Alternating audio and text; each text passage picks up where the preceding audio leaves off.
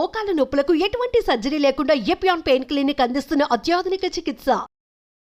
నమస్తే, welcome to Suman TV. ప్రస్తుతం మనతో పాటు ఉన్నారు సీనియర్ కన్సల్టెంట్ ఆర్థోపెడిక్ నుంచి డాక్టర్ ప్రణయ్ గారు. సో సార్తో మాట్లాడి హెల్త్ గురించి మరికొన్ని అప్డేట్స్ తెలుసుకుందాం. నమస్తే సార్. నమస్తే అండి సార్, రుమటాయిడ్ ఆర్థరైటిక్స్ అని చెప్పేసి మాట్లాడుతూ ఉంటాం. అంటే కీళ్ళ వాతము, కీళ్ళ నొప్పులు, సో ఇవన్నీ దీనికి సంబంధించే చూస్తూ ఉంటాము.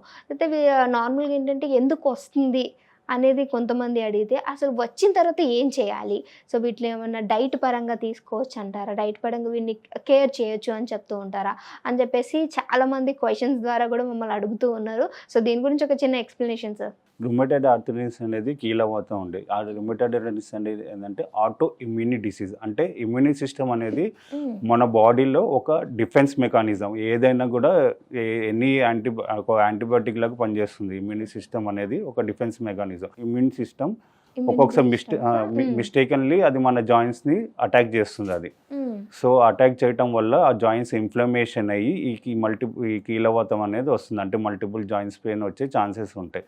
సో మోస్ట్ ఆఫ్ ది ఈ కీలవాతం అనేది ఎక్కువ ఎఫెక్ట్ అయ్యేది స్మాల్ జాయింట్స్. అంటే హ్యాండ్స్ ఒకటి, ఫుట్ ఒకటి, అండ్ సెకండరీ ఎక్కువ మెయిన్ నీ జాయింట్, తర్వాత హిప్ జాయింట్స్, తర్వాత స్పైన్. సో ఈ పైకి అట్లా పెయిన్స్ స్టార్ట్ అవుతూ ఉంటాయి. సో ఈ మోస్ట్ ఆఫ్ ది కీలవాతం అనేది ఎక్కువ అబ్బాయిల కంటే అమ్మాయిలకి ఎక్కువ వచ్చే ఛాన్సెస్ ఉంటాయి. ఉమెన్స్లో ఎక్కువ ఛాన్సెస్ ఉంటాయి. ఎందుకంటే ఉమెన్స్లో అంటే దిస్ 4 కాజెస్ ఉన్నాయి. మెయిన్ ఫస్ట్ రీజన్ ఏంటంటే ఫస్ట్ ఆఫ్ ఆల్ వాళ్ళకి ఈస్ట్రోజన్ లెవెల్స్, హార్మోన్ లెవెల్స్ వల్ల ఒకటి మెయిన్ ఉంటుంది. అండ్ సెకండ్ వన్ ఏంటంటే గట్లో, అంటే వాళ్ళ స్టమక్లో గుడ్ బ్యాక్టీరియా ఉంటుంది. కంపేర్ టు మెన్స్తో పోలిస్తే ఆ గుడ్ బ్యాక్టీరియా అనేది వీళ్ళకి చాలా డిఫరెంట్ ఉంటుంది. సో దానివల్ల కూడా one of the reason. And third one వచ్చేసి ఇమ్యూనోగ్లోబులిన్స్, యాంటీబాడీస్ అది కూడా ఎక్కువ ఉండటం వల్ల ఇవి కీలవాతం వచ్చే ఛాన్సెస్ ఉంటాయి. అండ్ ఫోర్త్ వన్ ఏంటంటే XX క్రోమోజోమ్స్. ఈ XX క్రోమోజోమ్ హార్మోన్స్ వల్ల చేంజెస్ వల్ల కూడా మోస్ట్లీ కంపేర్ టు ఉమెన్స్లో ఎక్కువ కీలవాతం మనం చూస్తాము. ఎక్కువ కాజెస్ వచ్చే ఛాన్సెస్ ఉంటాయి అలా. ఓకే సార్, మరి తగ్గించుకోవాలి అని అంటే వీళ్ళు ఏ విధమైనటువంటి జాగ్రత్తలు పాటించాలి? రుమటాయిడ్ ఆర్థరైటిస్ అనేది ఒక ఏజ్లో రాదండి. అంటే ఇది ఇప్పుడు కంపేర్ టు ఆర్థరైటిస్ అంటే ఇది ఏజ్ రిలేటెడ్.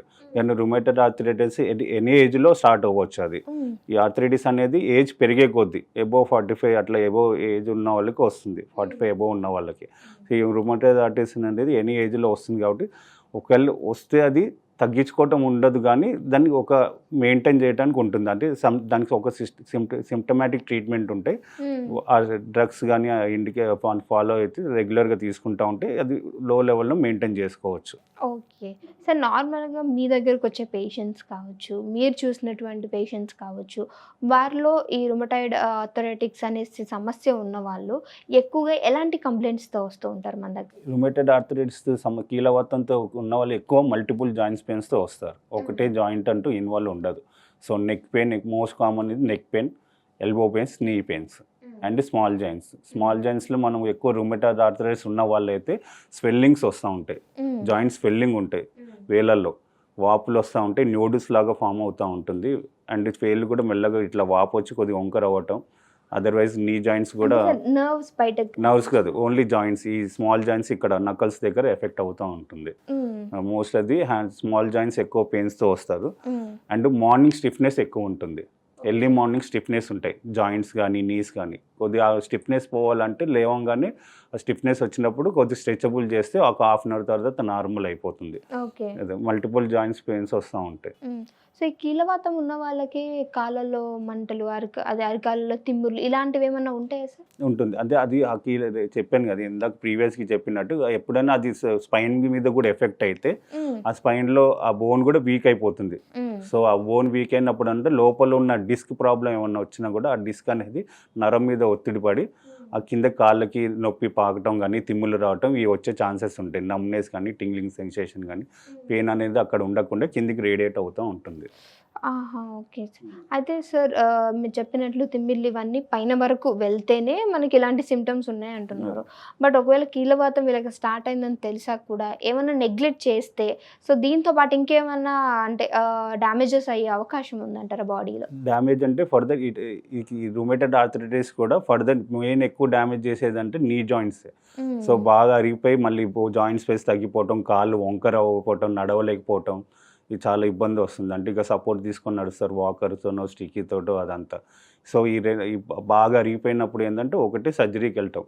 సో ఎర్లీ స్టేజెస్లో ఏంటంటే మనం కరెక్ట్ వెయిట్ మెయింటైన్ చేయాలి. ఆ రూమేటెడ్ ఆర్థరైటిస్ తగ్గ డ్రగ్స్ ఏదైతే సిమ్టమాటిక్ ట్రీట్మెంట్ తీసుకోవాలి, దాంతోపాటు డైట్ కూడా మెయింటైన్ చేయాలి. ఓకే. సో పెయిన్ ఉన్న వాళ్ళు ఎక్కువగా మనం యూజ్ చేసేది అంటే పెయిన్ కిల్లర్ యూజ్ చేస్తూ అవును. ఉంటాం. సో మెడికల్ షాప్‌లో మనకి అవైలబుల్‌గా ఉంది కాబట్టి డెఫినెట్‌గా తెచ్చుకొని వేసుకుంటారు. సో ఇలాంటి వాళ్ళలో అలాంటి పెయిన్ కిల్లర్స్ అనేవి హెవీ డోస్‌లో తీసుకున్నప్పుడు ఎలాంటి అనర్థాలు జరుగుతాయంటారు? మోస్ట్ ఆఫ్ ది ఎక్కువ పెయిన్ కిల్లర్స్ మేము సజెస్ట్ చేయము.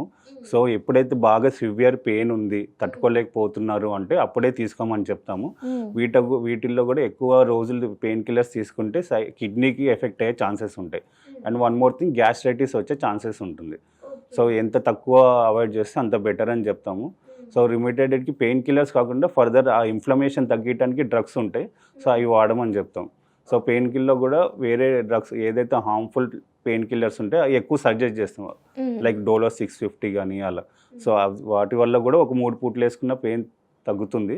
కంపేర్ టు వేరే ఏదైతే హార్మ్ఫుల్ చేస్తారో వాటి కంపేర్ చేస్తే ఈ బెటర్ అడ్వైజ్ చేస్తాం. Okay sir. ఈ కీళ్ళ నొప్పులు ఉన్న వాళ్ళు ఎక్సర్సైజ్ కానివ్వండి, లేదా కొంచెం వాకింగ్ చేయటం కానీ, ఇలా ఎక్కువగా చేయటం మంచిదే అంటారా? వాకింగ్ చేసుకోవచ్చు, స్ట్రెచబుల్ ఎక్సర్సైజ్ చేసుకోవచ్చు. స్ట్రెచబుల్ ఎక్సర్సైజ్ వాకింగ్ చేస్తే స్టిఫ్నెస్ అనేది తగ్గుతుంది. సో మజిల్ కూడా మజిల్ స్ట్రెంథనింగ్ అవుతుంది.